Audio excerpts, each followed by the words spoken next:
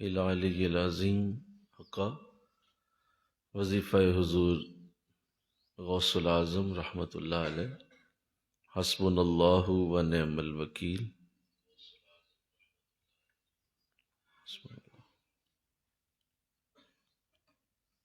حسبنا اللہ و نعم الوکیل حسبنا اللہ۔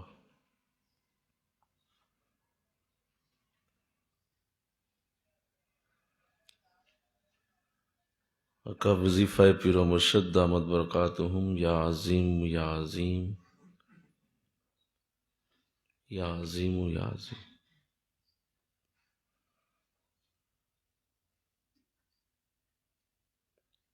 یا عظیم یا عظیم۔ وظیفہ استغفار استغفر اللہ ربی من کل ذنب و اتوب الیہ۔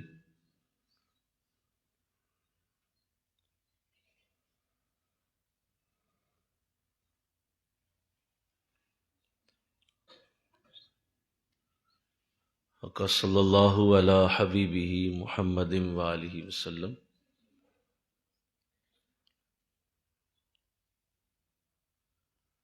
الفاتحہ۔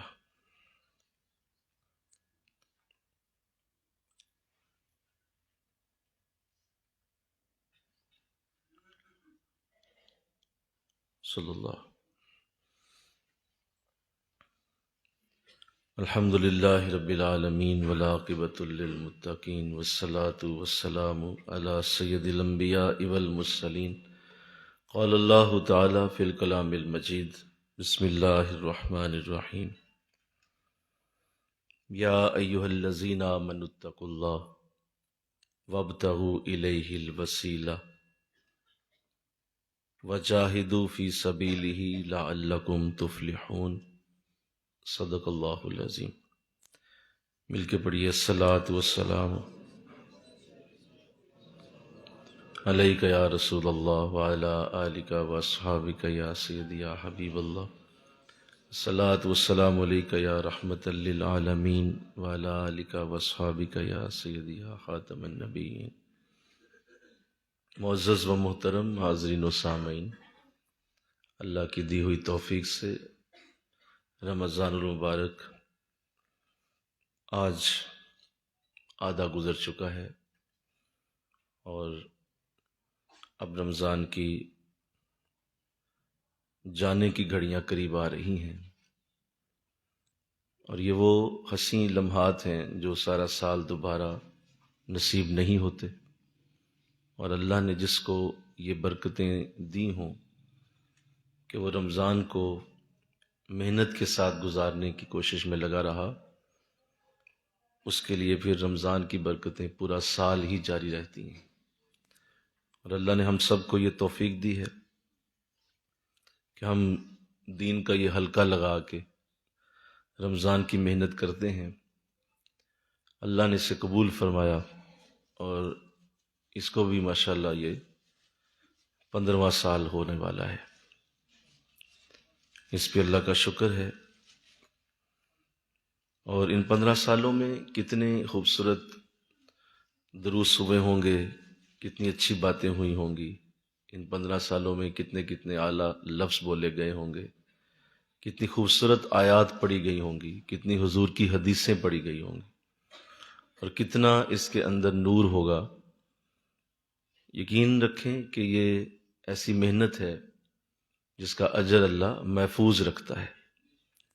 اور کل حشر کے دن عمل کتنا تھا، کس نے کتنا کیا، کس نے کہاں تک اسے حاصل کیا، کس نے کہاں تک اس کو اپنی زندگی میں نافذ کیا، اللہ اپنی بارگاہ سے جب اس کا ثواب دے گا، برکت دے گا، تو یہ وہ ہرگز نہیں دیکھے گا، بلکہ اللہ فرمائے گا تم نے کوشش کی تھی، ہم پورا تمہیں اجر اس کا دیتے ہیں جو تم نے محنت کی ہے۔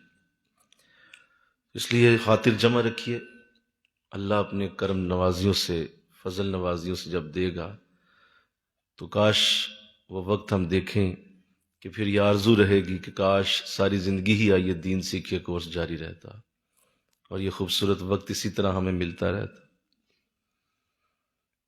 اللہ توفیق عطا فرمائے۔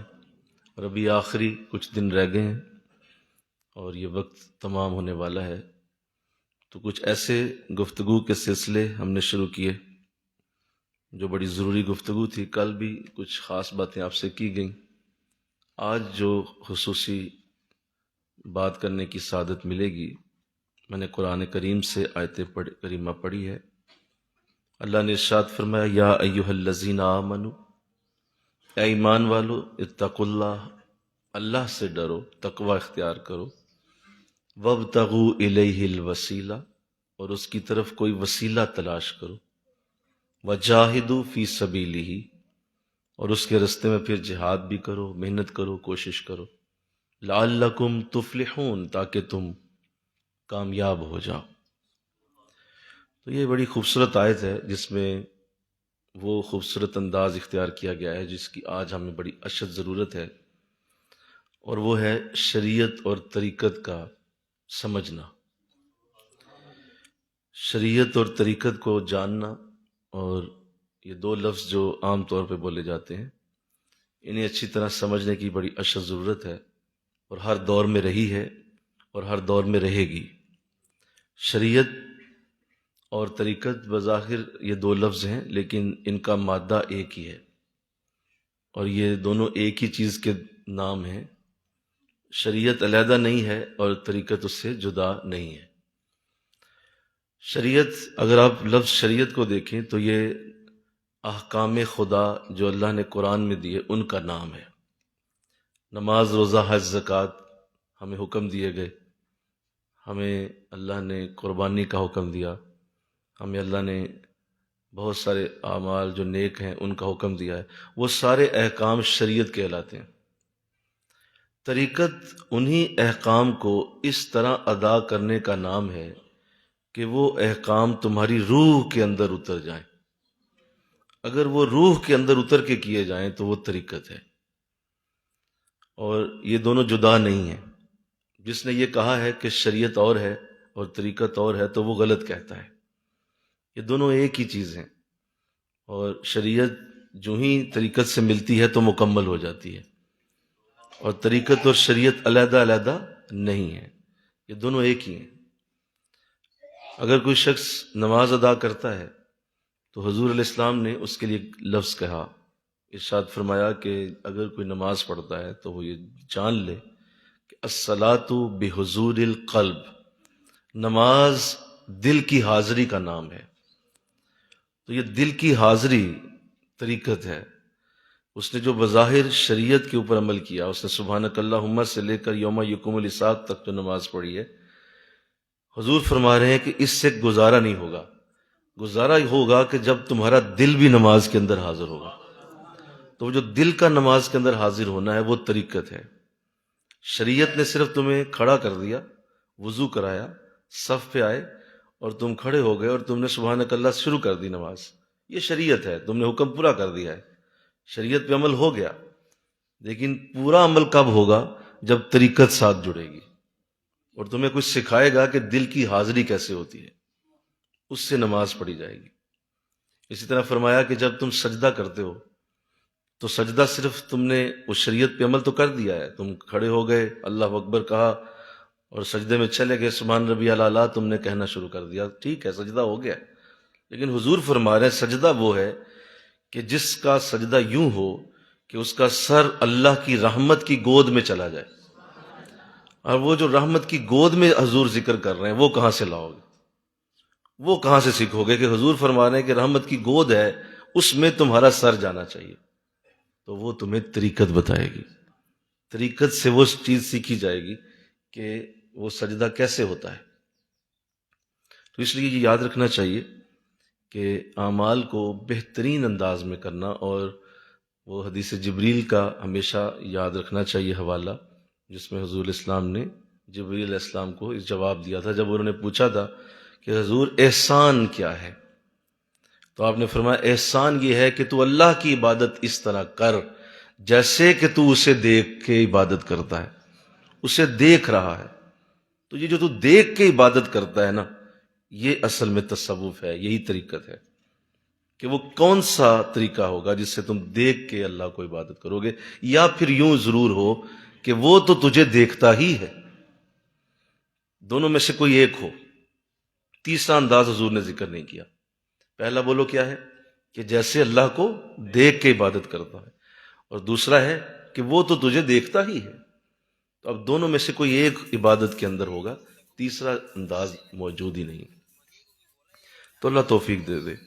تو اس سے پتہ چلا کہ یہ ایک راستہ ہے، ایک انداز ہے جو ہر صورت جاننا ہوگا، اور طریقت اور شریعت کو ملانا ہی اصل میں اللہ کو پسند ہے، مطلوب ہے، مقصود ہے کہ یہ دونوں ملیں، علیحدہ علیحدہ نہ ہو۔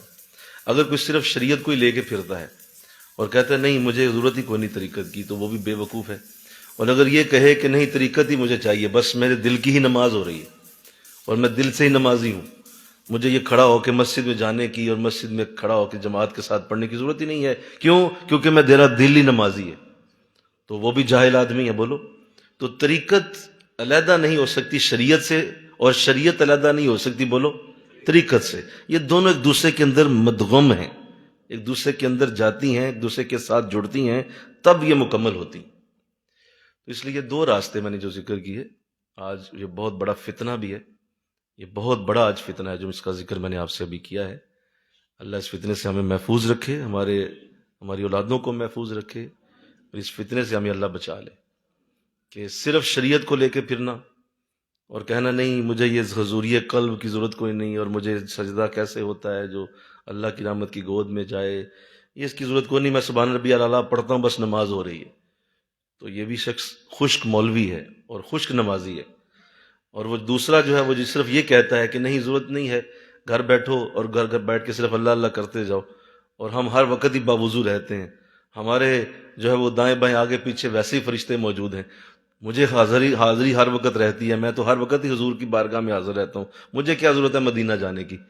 تو ایسا شخص بھی جاہل آدمی ہے کہ وہ بھی بہت بڑی غلطی کر رہا ہے کہ جب تک وہ باقاعدہ شریعت کا لبادہ نہیں پہنے گا اس کے اوپر برکت نہیں اتر سکتی۔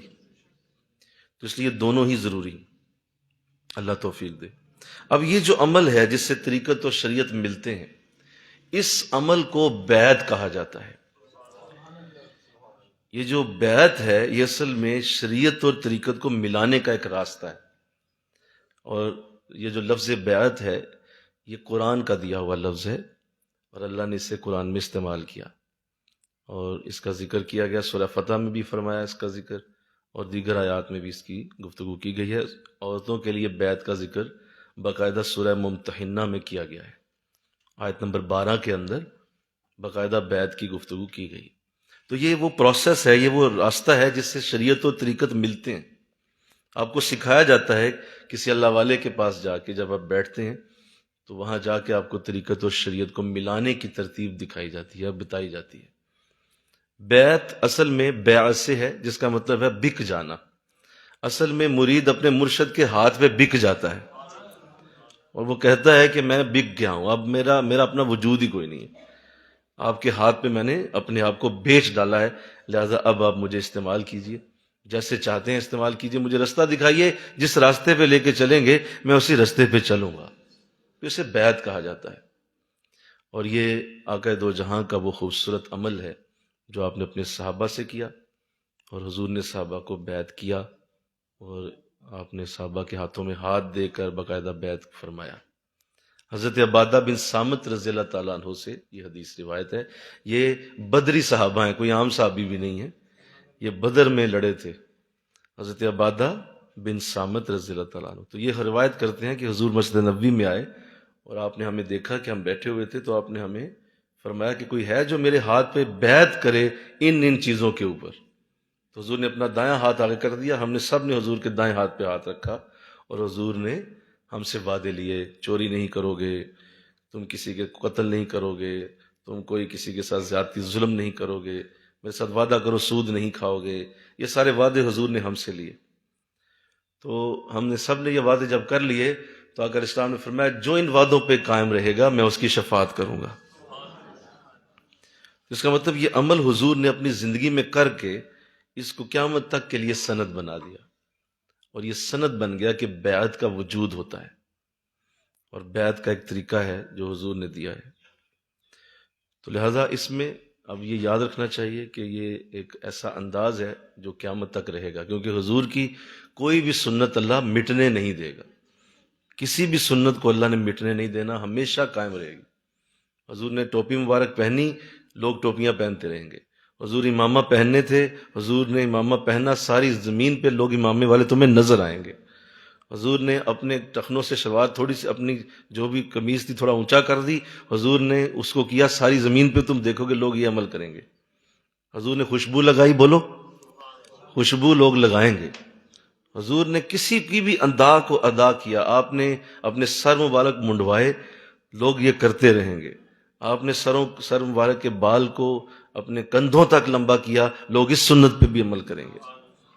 کبھی بھی حضور کی کوئی سنت نہیں مٹے گی۔ جب یہ چھوٹی چھوٹی سنتیں نہیں مٹ رہی تو بیعت جیسی سنت کیسے مٹ سکتی؟ یہ بھی حضور کا طریقہ ہے، لہذا یہ کبھی نہیں مٹے گا اور اللہ اسے جاری رکھے گا، اللہ والوں کی شکل میں اسے اللہ ہمیشہ جاری رکھے گا اور اس کو اللہ کبھی مٹنے نہیں دے گا۔ سوال یہ پیدا ہوتا ہے کہ کیا ہر مسلمان کے لیے بیعت ضروری ہے؟ یہ بڑا اہم سوال ہے کہ کیا کوئی ہر شخص ہی بیعت کرے؟ تو اس کا سادہ سا جواب ہے کہ دیکھیے، جب ہم مسلم ہیں اور جب ہم ایمان لاتے ہیں اللہ پہ اور اس کے رسول پہ، تو ہمارا یہ ایمان ہمیں جنت تک لے جائے گا۔ یعنی یہ ہمارا یہ کہنا کہ اللہ ایک ہے اور رسول اس کے آخری رسول ہیں، تو یہ ہمیں جنت تک، بولو سارے، لے جائے گا، جنت تک ہم پہنچ جائیں گے۔ مسئلہ جنت کے اندر جا کے ہے، جنت کے باہر تو پرابلم ہی نہیں ہے، جنت کا دروازہ اس سے کھل چکا ہے۔ میری بات غور سے سنو، دھیان سے سنو، جنت کا دروازہ تم نے کھول لیا، لا الہ الا اللہ کہہ دیا، حضور کے لیے کہہ دیا وہ رسول اللہ ہیں اور آخری رسول ہیں، تو وہ تو مسئلہ حل ہوا، جنت کے تک تو تمہاری رسائی ہو گئی۔ جنت کے اندر جو درجے ہیں وہ پیوریفیکیشن کے ساتھ ملتے ہیں، جو جتنا زیادہ پیوریفائی ہوگا اتنی بلند جنتوں میں جائے گا، جتنا اپنی زیادہ بہتر انداز سے اپنے دل و روح کو پاک کرے گا، جتنا اپنے آپ کو زیادہ مانجے گا، جتنا چمکائے گا، وہ اتنی بڑی جنت کے اندر جاتا جائے گا۔ اعمال جتنے خوبصورت ہوں گے، اعمال کے اندر جتنا نور ہوگا، اعمال جتنے زیادہ بڑے حسن اخلاق کے ساتھ، حسن ظن کے ساتھ اور بڑی ایک محبت اور پیار سے کیے جائیں گے، وہ عمل فرق ڈالے گا۔ اب ایسا نہیں ہوگا، تو لہذا جنت میں جا کے مسئلہ پیدا ہوگا۔ چلو سادہ سی مثال دیتا ہوں، ایک اسکول کے اندر، ایک کلاس میں، کالج کے اندر، کہیں بھی اسٹوڈنٹ پاس سارے ہی ہو جاتے ہیں، لیکن آپ کیا سمجھتے ہیں ایک 99 نمبر 99 والا ہوا پاس اور ایک 33 والا پاس ہوا، تو دونوں میں فرق نہیں ہے؟ بولو سارے ذرا بھئی، 99 والا بھی پاس ہی ہے نا اور 33 والا بھی پاس ہے، تو آپ کیا کہہ رہے ہیں کہ 99 والا 33 کے برابر ہو سکتا ہے؟ ایسا نہیں ہو سکتا، وہ بھی پاس ہے، یہ بھی پاس ہے، لیکن وہ جو 99 والا ہے اسے سارے نمایاں دیکھیں گے کلاس میں، وہ اس کو نظر پڑے گی اس کے اوپر، سارے دیکھیں گے کہ یہ 99 نمبر والا بچہ ہے، اور جو 33 والا سے کہ بڑے پھر رہے ہیں، 33 والے پھرتے رہیں، اس کی طرف نظر نہیں جائے گی۔ اگر آپ خاص بننا چاہتے ہیں تو آپ کو بیعت کرنی پڑے گی، بلکہ کہو نا سبحان اللہ، یہ خاصوں کا راستہ ہے، بولیے، یہ خاصوں کا راستہ ہے، یہ عاموں کا راستہ نہیں ہے۔ عام تو عام ہے، ٹھیک ہے، سارے مسلم ہیں، بولیے، سارے ہی قرآن پڑھتے ہیں، سارے درود پڑھتے ہیں، ساری نماز، لیکن نہیں، سب کی نماز ایک جیسی نہیں ہو سکتی، سب کا درود ایک جیسا نہیں ہو سکتا، سب کا بولنا ایک جیسا نہیں ہو سکتا، اللہ نے تفاوت پیدا کیا، فرق پیدا کیا۔ تو اس لیے یہ میں نے عرض کر دی کہ اصل میں دونوں میں یہ سوال جو ذہنوں میں لوگوں کے آ جاتا ہے کہ کیا ضروری ہے بیعت ہونا، تو اس کے لیے میں نے عرض کر دیا کہ یہ خاص لوگوں کا راستہ ہے۔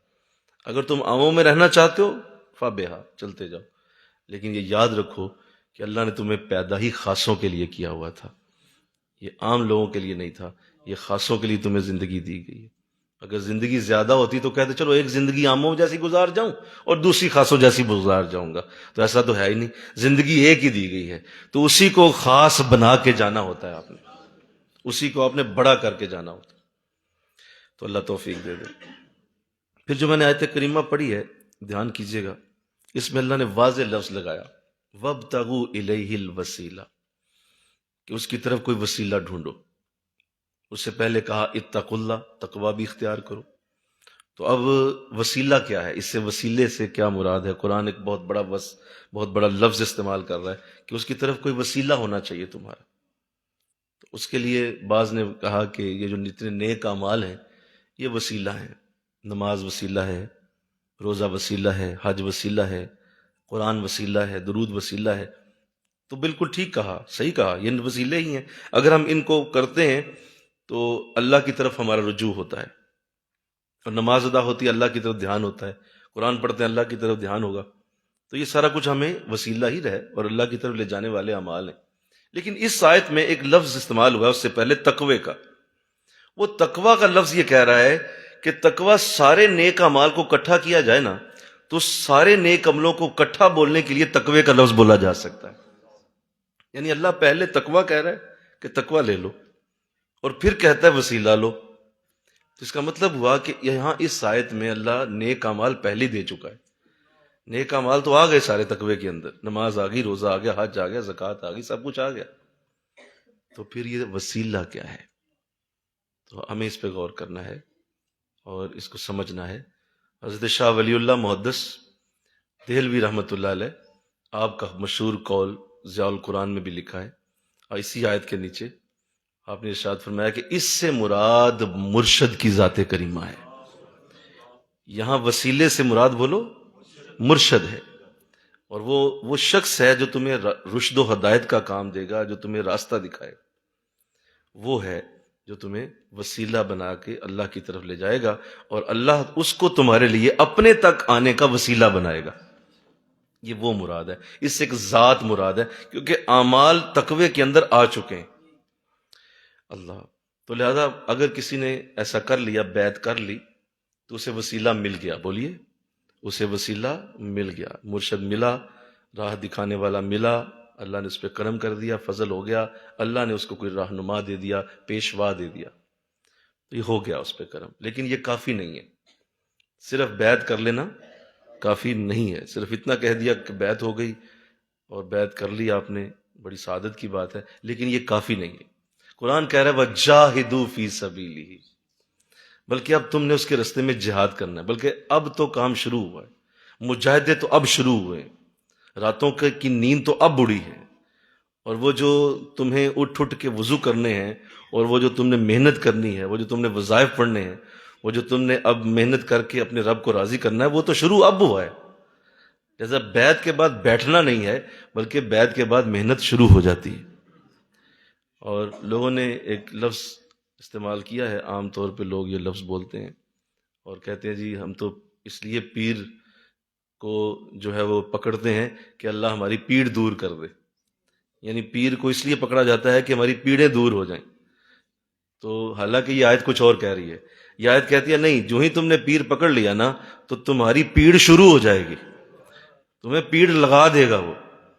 اور ایسے ہی ہوتا ہے، اس میں کوئی شک نہیں ہے۔ جو لوگ سمجھتے ہیں بیعت کو، اور ہم سے پوچھو ذرا کہ بیعت کسے کہتے ہیں، نیندیں اڑا دی ہماری اس بیعت نے، ہماری دوپہریں، ہمارے دن، ہماری راتیں اس بیعت نے ان کے آرام کو ختم کر کے رکھ دیا، اور آج تک ہم سوچتے ہی ہیں کہ اللہ ہمیں سکون کب آئے گا۔ کیوں؟ ایسا ہے ہی نہیں۔ اصل میں تو یہ مجاہدوں کا نام ہے، یہ کوئی جو ہے وہ گدی نشینی نہیں ہے، یا یہ کسی جگہ بیٹھ کے جو ہے وہ جبہ پہن کے بیٹھے رہنا اور اس کو بیعت سمجھ لینا، تو یہ وہ مراد نہیں ہے۔ قرآن کہہ رہا ہے وَجَاهِدُوا، اور اب جہاد کرو، اب محنت کرو، مجاہدہ شروع کرو، کیونکہ تمہیں بیعت کی توفیق مل گئی ہے۔ علامہ اقبال نے بھی اسی طرف اشارہ کیا، پوچھی ہے تم نے امامت کی حقیقت مجھ سے، حق تجھے میری طرح صاحب اسرار کرے، ہے وہی تیرا زمانے کا امام برحق جو تجھے حاضر و موجود سے بیزار کرے۔ اللہ دے کے احساس زیاں تیرا لہو گرما دے، دے کے احساس زیاں تیرا لہو گرما دے، فقر کی سان پہ چڑھا کر تجھے تلوار کرے، موت کی آئینے میں دکھا کر تجھے رخ دوست، زندہ رہنا تیرے لیے اور بھی دشوار کر، زندگی تیرے لیے اور مشکل کر دے۔ پہلے تو بڑی آسان زندگی گزار رہا تھا، لیکن بیعت کے بعد تجھے سمجھ آ جا زندگی ہوتی کیا ہے۔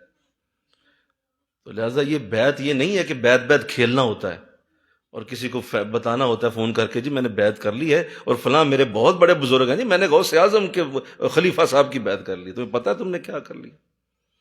اب معاملہ اور ہو گیا۔ تو اللہ توفیق دے دے۔ آقا علیہ السلام کی خدمت میں ایک شخص حاضر ہوا، صحابی تھے، حضور کی خدمت میں آئے، ارشاد فرمایا حضور مجھے آپ سے بڑی محبت ہے۔ کیا بولا؟ آپ تھکے تھکے سے ہیں، ذرا بولیے میں نے کیا بولا، ذرا نکلیے ذرا تھوڑا سا، میں نے کیا عرض کیا؟ مجھے آپ سے بڑی محبت ہے۔ حضور اسلام نے اس کی طرف غور سے دیکھا اور پوچھا کیا کہا آپ نے؟ تو صحابی کہنے لگے حضور مجھے آپ سے بڑی محبت ہے۔ تو آپ نے پھر پوچھا صحابی کیا کہا آپ نے؟ تو انہوں نے تیسری بار کہا حضور مجھے آپ سے بڑی محبت ہے۔ فرمایا مجھ سے بڑی محبت ہے تو پھر دکھوں کے لیے تیار ہو جا، پھر مصیبتوں کے لیے تیار ہو جا، پھر پریشانیاں دکھوں کے لیے اب تو تیار ہو جا، تو نے مجھ سے محبت کا اظہار کر دیا۔ تو یہاں لوگ جو ہے وہ اس لیے بیعت کر رہے ہوتے ہیں کہ فیکٹریاں دو ہو جائیں گی، ذرا مال بڑھ جائے گا، ذرا یہ محبت اور پیار ذرا دنیا میں اور بڑھ جائے گا، اور ہر طرف سے پھولوں کی برسات شروع ہوگی مجھ پہ، کیوں؟ میں نے بیعت کر لی ہے۔ بیعت یہ نہیں ہے، اور نہ بیعت کا یہ تصور ہے، اللہ کے رسول کے ہاں ایسا کوئی تصور نہیں۔ وہی صحابہ جو پہلے کتنی خوشحال زندگیاں گزارتے تھے، جب حضور کے پاس آئے دیکھو کیا کیا حشر ہوئے ان صحابہ۔ بولو نا، حضرت ابوبکر صدیق رضی اللہ تعالیٰ عنہ کتنی بڑی شخصیت ہے آپ، مکہ کے اندر کتنا بڑا نام، کتنی بڑی آپ کی ایک قداور شخصیت، اور باقاعدہ متمول تھے، امیر تھے، اور مکہ کا جتنا بھی کاروبار تھا، کاروباری حلقہ، اس کے آپ سربراہ تھے، یا چیمبر آف کامرس کہہ لیں، اس کے پریزیڈنٹ تھے آپ۔ لیکن جب حضور سے ملے ہر شے ختم ہوتی ہوتی ہوتی ہوتی ختم ہوتی چلی گئی۔ تو حضور کی بارگاہ میں ایک دن آئے، لوگوں نے تانے مارے ابو بکر اچھے بھلے تھے، جب سے اس نبی کا دامن پکڑا ہے تیرے تو پلے ہی کوئی شے نہیں رہ گئی، یہ کیا ہو گیا؟ تو ابو بکر یہی بات لے کے حضور کے پاس آ گئے، فرمایا حضور مجھے تو لوگ یہ کہہ رہے ہیں کہ جب سے تو نے اس کا دامن پکڑا ہے تیرے تو پاس شے ہی کوئی نہیں۔ تو حضور مسکرا کے فرمانے لگے ابو بکر یہی تو سچائی کی علامت ہوتی ہے، یہی سچائی ہے، اسی کو سچا ہونا کہتے ہیں۔ یاد رکھو کہ تمہیں میرے پاس آنا ہوگا تو یہ سب کچھ چھوڑ کے آنا ہوگا۔ تو یہ اصل سمجھیے بات کو، جو اصل انداز ہے اللہ کا، وجاہدو، مجاہدے شروع کرو، اب محنتیں شروع ہوں گی۔ وہ جو سیس تلی پہ دھر نہ سکے وہ پریم گلی میں آئے کیوں؟ اگر آپ پیار ہی نہیں کر سکتے، محبت نہیں کر سکتے، تو پھر دعویٰ بھی نہ کریں، یہ چھوڑ دیں اس طرح کے کام کرنا۔ تو اللہ توفیق عطا فرمائے۔ تو لہذا اس لیے وجاہدو کا لفظ لگایا اور فی سبیلہ کا لفظ کہا کہ اس کے راستے میں اب جہاد شروع کرو۔ اور جہاد کیسے کرنا ہوتا ہے؟ خود ہی نہیں کرنا ہوتا، کسی کے پیچھے چلنا ہوتا ہے۔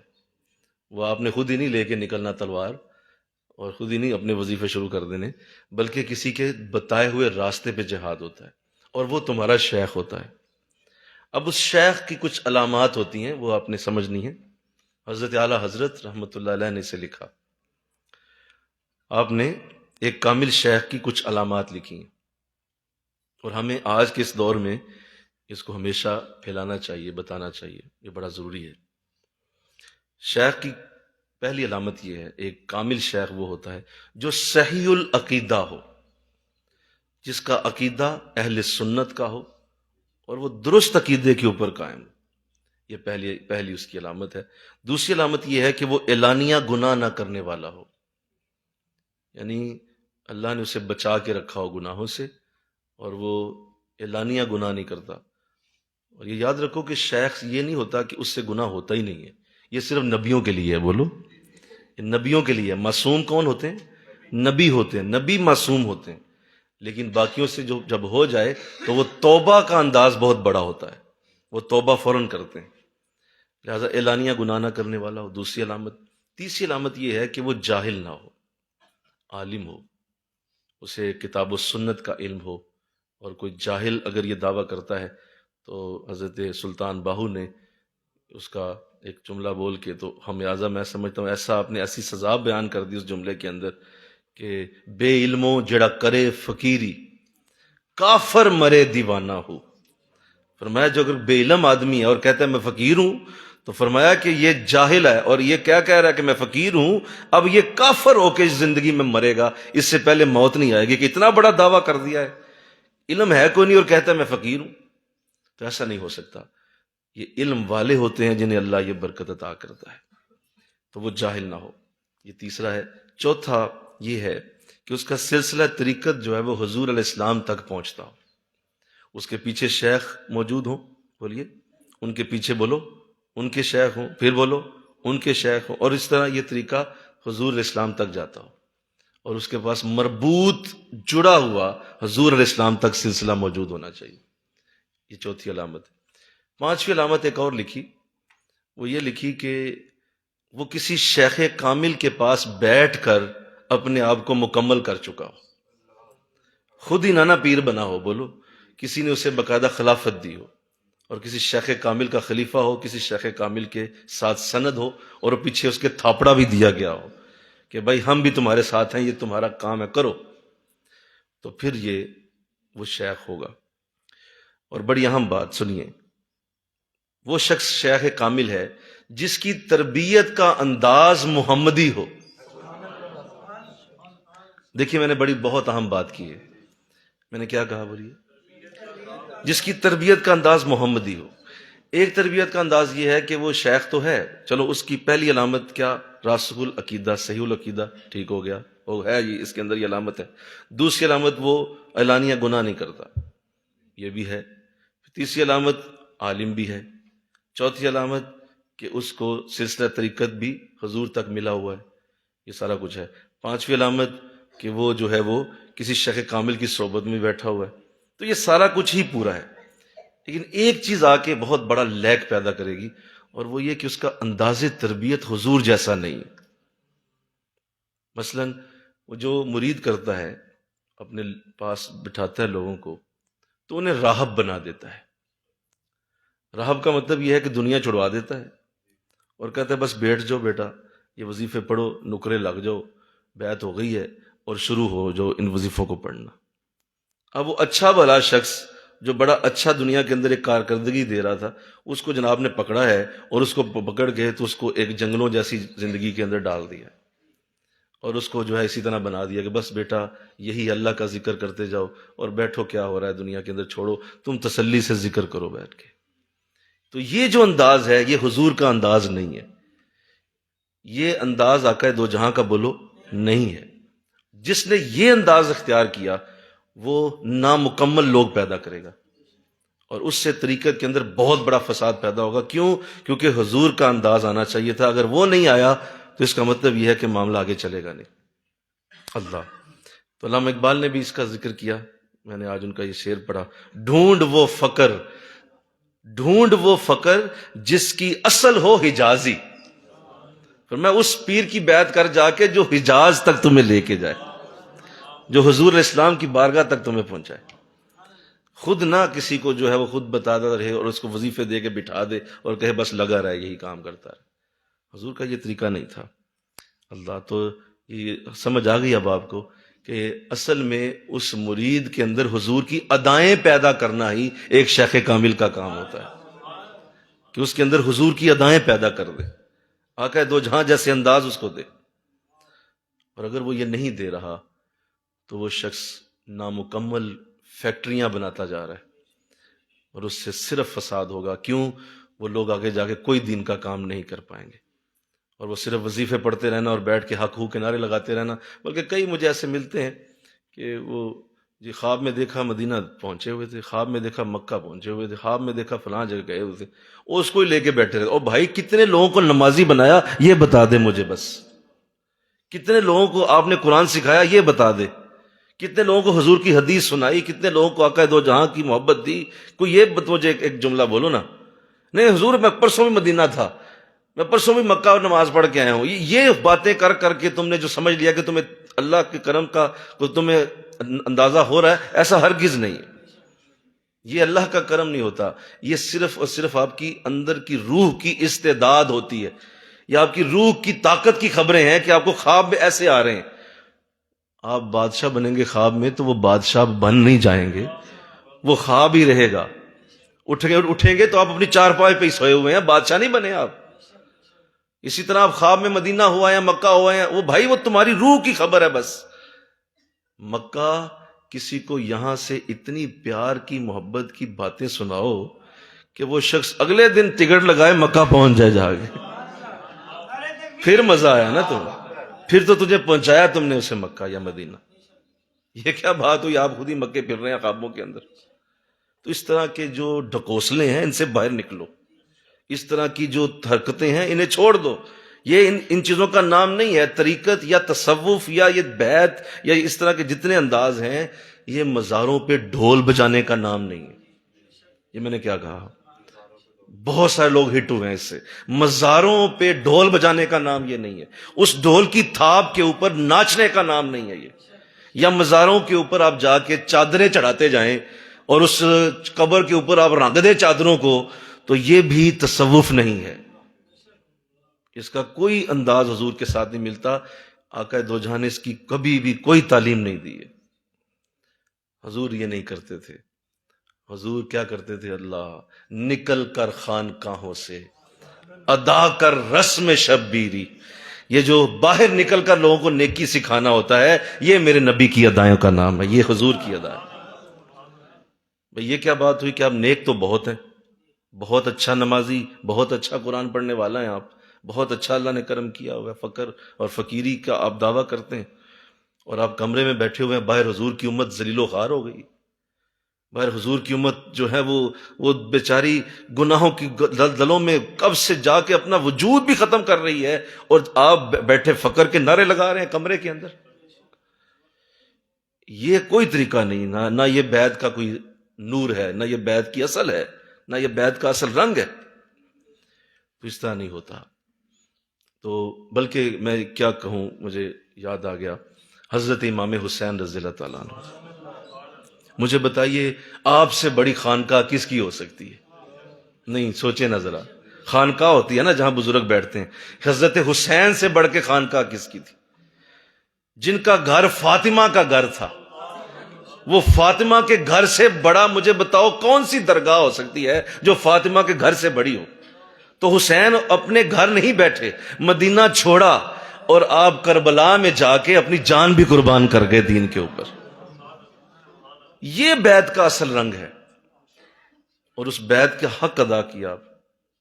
لیکن چونکہ میں اور آپ جس دور میں آج یہ بات کر رہے ہیں، میں اس پہ اس لیے بات آج کرنا ضروری سمجھا کہ کچھ ایسے معاملات پچھلے سالوں میں ہم نے دیکھے ہیں کہ لوگوں کو بس جو ہے وہ بیماریوں کی دعائیں دینے پہ اور پھونکے مارنے پہ، اور بس جو ہے وہ ہاتھ لگا دیا تو ٹھیک کر دیا، ہاتھ لگا دیا تو یہ کر دیا، وہاں جائیں گے تو پھونک ماری جائے گی تو یہ بہت بڑے ولی، بہت بڑے بزرگ، اور اس طرح کے انداز بنا کے تو دین کا حشر ہی بگاڑ دیا لوگوں نے۔ اس سے زیادہ آپ نیٹ سرچ کریں، آپ حیران رہ جائیں گے، یہودی اس سے زیادہ بیماریوں کا علاج کر لیتے ہیں، عیسائیوں کے پاس اس سے کہیں زیادہ بیماریوں کے علاج ہیں۔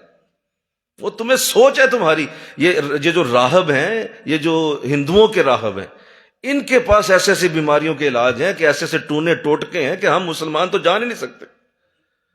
تو اگر بیماریوں کے علاج سے ہی ولایت ملتی ہے تو ہندو سکھ تو بڑے بڑی بن گئے نا تم سے، یہودی تم سے زیادہ بڑے ولی ہو گئے۔ بلکہ مجھے وہ ایک شخص بتانے لگا اس دن، ہمارے ایک ساتھی ہیں، انہیں دل کے ساتھ ایک ڈیوائس لگائی گئی ہے، میں نے ان سے ذکر کیا ویسے ہی، تو ہمارے ایک ساتھی ان کے ساتھ ایسا ہوا کہ وہ دل کی بیماری تھی، تو اسلام آباد میں کوئی ہاسپٹل ہے، تو وہاں سے ان کو دل کے ساتھ ایک ڈیوائس انہوں نے لگائی ہے، انہوں نے کہیں باہر سے امپورٹ کی ہے کسی اور ملک سے منگوا کے، تو میں نے ان سے ویسے ہی بتا دیا، تو مجھے بتانے لگے کہ یہ اصل میں یہودیوں کی ایجاد ہے، ایک مسلمان کا دل دھڑک رہا ہے یہودی کی ایجاد سے۔ مجھے کہنے لگے وہ ایک یہودی ملک ہے، اس نے اس کو ڈیولپ کیا ہے، اور وہ پورے دنیا میں اس کو بیچتے ہیں، اور وہ صرف وہی بناتے ہیں اور کسی جگہ وہ نہیں بنتی۔ تو میں حیران ہو گیا، میں نے کہا دیکھو اس کی ایجاد کو دل کے ساتھ لگایا ہوا کون ہے؟ لا الہ الا اللہ پڑھنے والا۔ نہیں سمجھے بات؟ تو پھر وہ زیادہ بڑا ولی ہوا نا اس مسلمان سے، کہ اس نے ایسی ڈیوائس بنا دی ہے جو مسلمان کے دل کو چلا رہی ہے، تو اس کی جا کے بیعت کرو سارے۔ نہیں، یہ مراد نہیں ہے، یہ سارا حضور کی اداؤں کا نام ہے اصل۔ جس نے حضور کی اداؤں کے ساتھ نہیں اس کو جوڑا، اس کا کوئی تعلق نہیں ہے فقیری کے ساتھ، اس کا کوئی تعلق نہیں ہے فقر کے ساتھ، اس کا کوئی تعلق نہیں تصوف کے ساتھ، طریقت کے ساتھ۔ تو اللہ یہ سمجھنے کی توفیق دے انشاءاللہ کہو۔ پھر ایک اور بات جو میں نے ابھی عرض کیا، جو اصل میں یہ چیز میں نے دیکھی کہ تربیت کا انداز محمدی ہونا چاہیے۔ سنو، تربیت کا انداز محمدی اگر نہ ہو تو واقعہ دو جہاں کی ایک بہت خوبصورت عادت ہے۔ آپ سیرت کو بڑی ڈیٹیل سے جا کے پڑھیں گے نا، اللہ کرے آپ کو موقع ملے سیرت النبی کو پڑھنے کا، اور آپ اس کو بڑا گہرے انداز میں پڑھیں، اندر جائیں ذرا اس کے، تو ایک چیز آپ پہ ریفلیکٹ ہوگی۔ وہ یہ ہے کہ حضور علیہ السلام نے کبھی بھی کسی صحابی کی صلاحیتوں کو موڑا نہیں تھا، بلکہ آپ اس کی صلاحیتوں سے کام لینا جانتے تھے۔ آپ نے اس کو موڑ کر اپنی طرف لا کے اس کو دوسرا رنگ نہیں دیا، بلکہ انہی کی صلاحیتوں کو اسلام کے حق میں استعمال کیا آپ نے۔ حضرت عمر سے یہ نہیں کہا تھا کہ عمر اپنا روب ختم کر دو، تیرا روب بہت بڑا ہے، بہت تیرا روب ہے لوگوں پہ، ذرا عاجز بنو۔ کہا نہیں، کہا عمر لاؤ اپنا روب، تیرا روب میں اسلام کے لیے استعمال کروں۔ مولا دے مجھے عمر، یہ عمر مجھے دے دے، اس سے میں تیرے اسلام کو بڑھا دوں گا۔ تو حضور نے عمر رضی اللہ تعالیٰ عنہ کو لیا اور ان کو موڑا نہیں، بلکہ اسی صلاحیت کو اسلام کے لیے استعمال کر لیا۔ حضرت امیر حمزہ جو بہت زبردست طاقت اور جنگجو کی صلاحیت رکھتے تھے، جنگجو تھے بہت بڑے، تو آپ نے ان کو جب اسلام کے اندر لائے تو آپ نے یہ نہیں کہا تھا کہ چچا اب آپ جنگیں چھوڑ دیں کیونکہ اسلام امن کا مذہب ہے، ایسا نہیں کہا، بلکہ فرمایا کہ میرے چچا حمزہ جو ہیں یہ اللہ کے شیروں میں سے ہیں، یہ اللہ کے شیر ہیں، لہذا اے میرے چچا جہاں لڑو گے شیر کی طرح لڑو گے تم۔ انہیں اسد کہا۔ حضرت خالد بن ولید جو اسلام لانے سے پہلے جنگیں لڑتے تھے، انہیں حضور نے اللہ کی تلوار سیف اللہ کا لقب دے دیا۔ نہیں سمجھے بات؟ تو اس کا مطلب یہ ہے، سنو میری بات، صحیح شیخ وہ ہوتا ہے جو کسی مرید کی صلاحیتوں کو موڑے نہیں، بلکہ اس کی صلاحیتوں کو استعمال کرتے ہوئے۔ مثلا ایک پہلوان آدمی بڑا اچھا پہلوان ہے، تو آپ اسے کیا کہیں، جب وہ پہلوان آپ کے پاس آئے بیعت ہو جائے تو آپ اسے کسی کمرے میں بٹھا دیں اور کہیں بھائی تو بس اندر ہی بیٹھ، اور بیٹھا رہے یہاں پہ وظیفہ پڑھتا رہے بیٹھ کے، اس کی پہلوانی ضائع کر دی آپ نے۔ بولو، وہ پہلوان آدمی ہے بھائی، بہت کچھ کر سکتا ہے آپ کے لیے، اسے باہر نکالیں اور اس سے دین کا کام لیں۔ کیا کر رہے ہیں آپ اسے کمرے میں بٹھا رہے ہیں، تو یہ غلط کر دیا آپ نے اس کی صلاحیت کو ضائع کر دیا۔ تو اس لیے ہمیشہ تربیت کا انداز محمدی ہونا چاہیے۔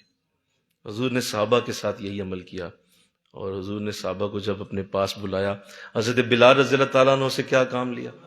ان کی آواز بڑی اچھی تھی، حضور نے فرمایا بلال تو اذان دیا کر، تیری آواز اذان کے کام آئے، اس کو اذان پہ کھڑا کر دیا۔ تو یہ تمہیں اگر کوئی مل گیا نہ، بولو نا یار، تو وہ تمہاری صلاحیت کو اڑا کے لے جائے گا۔ اللہ ساری رحمتیں ہمارے شیخ پہ نازل کرے۔ میں نے انہیں ایسا ہی دیکھا، وہ ہر شخص سے وہی کام لیتے ہیں جو حضور صحابہ سے لیتے تھے۔ تربیت کے انداز محمدی ہیں، لہٰذا کبھی انہوں نے ہمیں یہ نہیں کہا تھا کہ بھائی آپ دیکھیں آپ کے اندر یہ خوبی ہے تو چھوڑیں اس خوبی کو، آؤ میں تمہیں بتاتا ہوں یہ خوبی پیدا کرو اپنے اندر، نہیں، یہ نہیں کبھی کہا۔ فرمایا تمہاری یہی خوبی ہونی چاہیے، اس کو ذرا حضور کے لیے استعمال کرنا شروع کر دو، اس کو ذرا دین کے لیے استعمال کرنا شروع کر دو۔ یہ جو اچھا بولتے ہو، یہ جو اچھا نعت پڑھتے ہو، اس جو اچھی آواز ہے، اس کو استعمال کرو دین کے لیے۔ ہمارے ایک ساتھی ہیں، وہ بڑا اچھا مینیجر کا انداز رکھتے ہیں، بہترین مینیجر ہیں وہ، یعنی میں نے ان جیسا مینیجر نہیں دیکھا، یعنی 10,000 بندہ بھی ہوگا نا، میں نے اس بندے میں یہ جھلک دیکھی کہ وہ 10,000 بندے کو بڑا اچھا مینیج کرتا ہے۔ اچھا اس کو آپ بٹھا دینا کہ کسی جگہ بیٹھ کے تو آپ ذرا 2 جملے بول دیں، 2 لفظ تقریر کے کہیں، وہ بندہ 1 لفظ نہیں بول پائے گا تقریر کا، لیکن وہ مینیجر اتنا اچھا ہے کہ 10,000 بندوں کو مینیج کر جائے گا۔ تو میرے حضرت ہمیشہ اس سے کام یہی لیتے ہیں، وہ صرف مینیج ہی کرتا رہتا ہے چیزوں کو، کبھی اسے نہیں کہا آپ تقریر کیوں نہیں کرتے، اس سے یہ نہیں کہا کہ بھائی آپ یہ کام فلاں بھی کریں، آپ بھی تبلیغ کیا کریں، آپ بھی فلاں کام کریں، آپ بھی لوگوں کو نیکی کا راہ دکھائیں، نہیں تمہیں نہیں یہ کرنا، تم یہ مجلسوں کو مینیج کرو بس۔ تو اسی طرح کیا۔ تو یہ کمال لطف و کرم جسے مل جائے، اور ایسا شیخ ہو جو تمہاری صلاحیتوں کو جلا دے دے، تمہاری صلاحیتوں کو بہتر کر دے، اسے اعلیٰ بنا دے، اور یہی کہا کہ وہ جو تمہیں فقر کی چڑھا کے تجھے سان، تجھے مانندے تلوار کرے.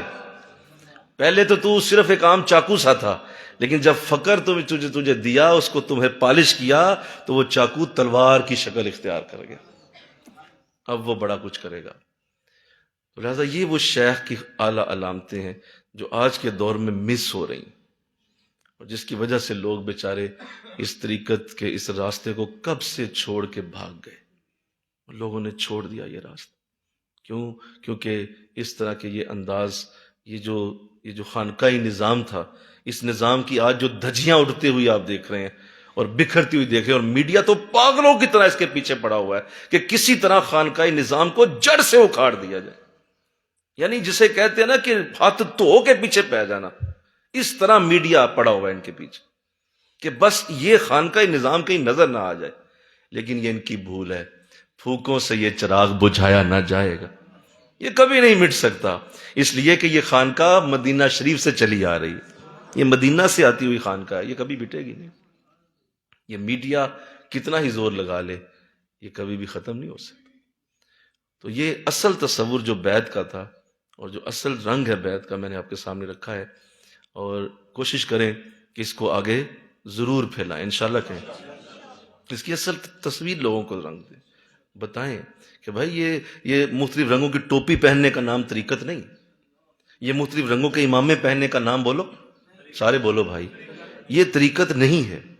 آپ نے جرابیں کسی اور رنگ کی پہن لی ہیں، کپڑے کسی اور رنگ کے پہن لیے، اور آپ سمجھتے ہیں کہ اب طریقت کے اندر پٹکا پہن لیا آپ نے ایک وہ آپ کی صرف علامتیں ہیں، وہ پہچاننے کے لیے. آپ کبھی جائیں نا حرم میں، انشاءاللہ کہو نا ذرا حرم میں آپ پہنچے نا مکہ میں، تو وہاں لوگ پہچان کے لیے کچھ چیزیں پہن لیتے ہیں.